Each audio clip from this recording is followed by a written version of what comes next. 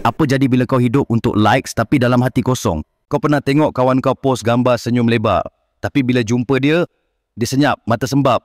Atau tengok pasangan sweet gila ke IG, tapi seminggu lepas tu putus, block semua. Zaman sekarang, ramai antara kita jadi pelakon tanpa sedar. Kita belajar edit diri. Bukan untuk jadi lebih baik, tapi untuk diterima.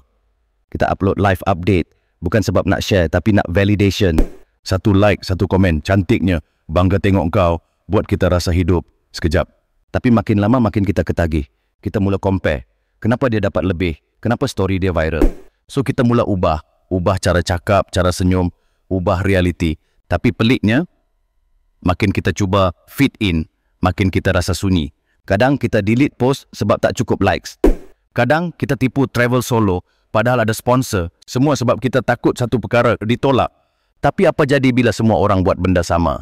Dunia jadi penuh dengan versi palsu diri kita. Pernah tak kau buat benda yang sama? Jujur, kau pernah delete post sebab tak cukup reaction? Kalau ya, tunggu part 2. Sebab benda ni lebih dalam dari yang kau sangka.